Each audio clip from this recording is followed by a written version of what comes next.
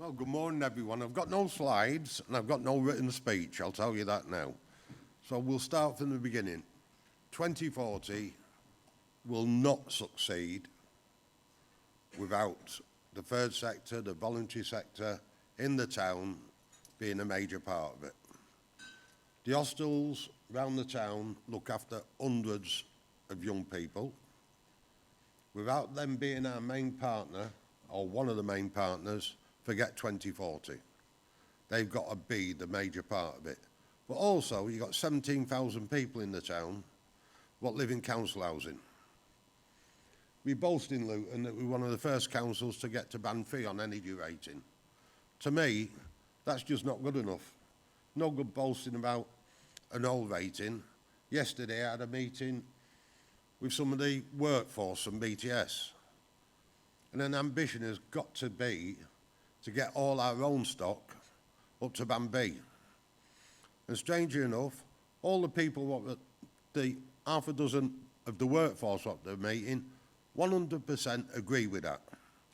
So the workforce wants to do it, the councillors want to do it, now we've got to get that middle and senior management to get on board for them to do it as well, which will be, I think, the most difficult part, because it means coming outside their boxes to make sure and think differently. Marsh Farm is a perfect example of what you can do when you put your mind to it. The Centre Marsh Farm changed over a 3-year period. It changed so much for the better, it was unbelievable.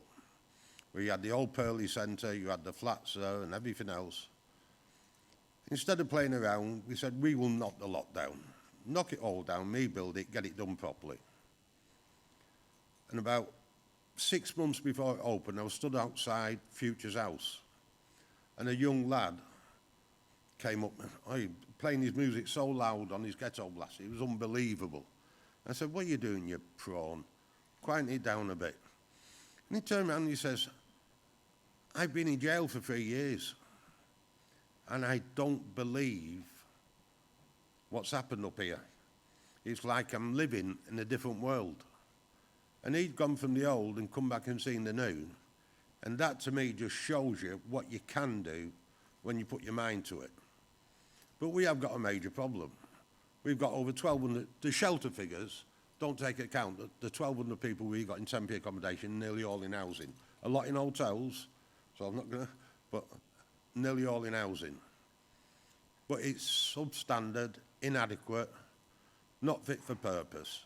So unless we can get those landlords through partnership to fetch those houses up to the standard we want, then 2040 will fail.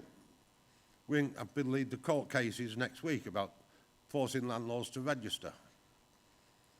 If we win it, I'll be one of the happiest people on this earth. If we don't, we will go to appeal, because we're not going to give in to those landlords what think they can take £1,400 a month off people for providing substandard accommodation. It's not the game the council's in. We're not going to give up. We will fight that every single step of the way to improve the standards in the private sector.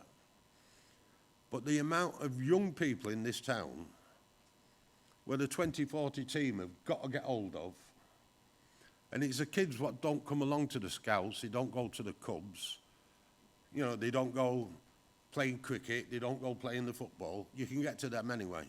It's the ones what are disenfranchised from society. If we can't get to them, 2040 will fail. I believe we can get to them.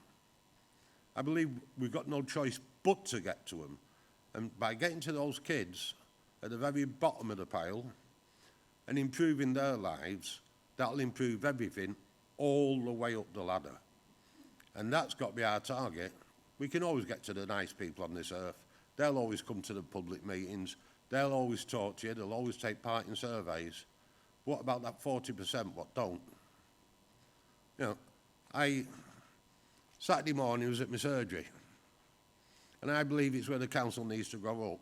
And the chairman of our boxing club where I had my surgery had to hand £1,000 over to the council for his rent, for renting the building twice a week to run the boxing club in. But he's taking 40 kids off the street on a Tuesday night and a Saturday morning. But we're charging him as much as we can to get money into the council because council needs money. To me, that's back to front. Someone's taking 40 kids off the street twice a week, what will be running around the streets. We should be assisting them in every way we can to make their life better so they become better citizens and move up the ladder a little bit. My view is a 2040, if it works, it'll be the best thing what could ever happen to Luton. But unless we take those at the bottom of the ladder, in temporary accommodation, in hotels, in the hostel system, unless we take them with us, 2040 will not be a success. I believe tenant participation in the town needs to be strengthened now.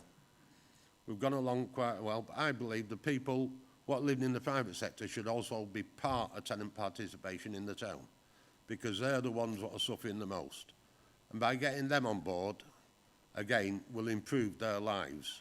But at the moment, we're talking to all the nice people, what we're upon, well, say nice people, we're even talking to Matthew at Mary Seacoe.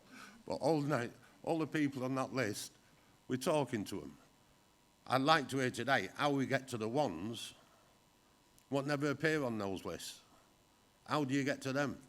How do you get to the youngsters what aren't interested in being part of the council establishment? Everyone thought I'd gone a little bit balmy last year when we took some youngsters from the youth panel and put them onto the climate change board of the council. And it's one of the best moves we ever had, because now they're interested in the local transport plan. They want to know about it.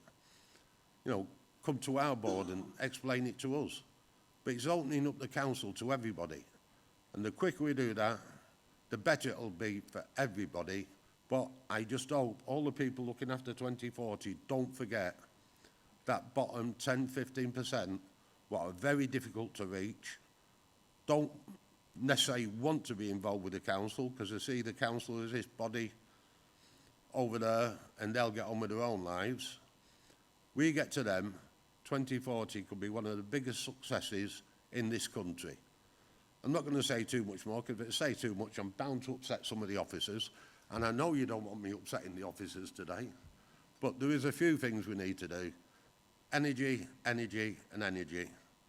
You know, some of the officers said we should stop monitoring for CO2 emissions in cars because we've met all the government guidelines. Climate Change Board said, no, we're not going to stop monitoring. We stop monitoring, it'll go up, we'll never know. So we're going to carry on monitoring. And people, what are here today, you can influence a council's policies, and you can influence them in a big way.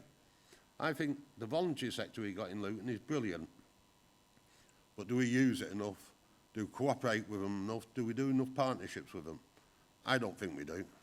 They have to all go and fight for their own bits of partnership and bits of money. We should be working together with them to make it so they're a success, as well as the council being a success, because that's the only way 2040 will ever work. Thank you very much.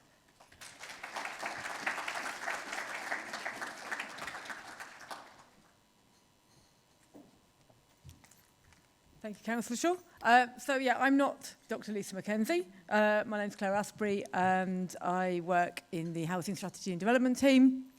Apologies from Dr. Mackenzie, whose car failed, and we haven't managed to do a virtual version of her in the short space of time that we've had to organise that. I just wanted to reflect, though, that the civic agreement that we've had with the university over the last couple of year or two has really made some differences in terms of the dialogue that's happening between the council and the university. We see some really great collaboration. Anyone who's been to the developer forum will have known that that's a collaborative thing between us and the university. And one of the things that's come out of that conversation has been a new housing degree at the University of Bedfordshire. And this comes at a time when the professionalisation of housing staff has been a very high priority off the back of the regulatory changes and the learning from Grenfell and so on, the expectations and of housing management staff in particular, has gone up. The qualification requirements are changing. So it's great to see that local provision of a housing degree in Luton from the University of Bedfordshire, and that to have had some part, I personally haven't had any part, but some of our colleagues have had some part in thinking about how that works. So I just wanted to reflect and say, you know, we really appreciate that. That's why we wanted to give Lisa a space to speak today about the work that they've been doing. Sorry she can't be here, but we will be sharing the slides with everyone, so you will be able to see some of that shared with the slide pack. So that's it, really. And I will pass on to, well, I'll let Mark announce it, let him do his job.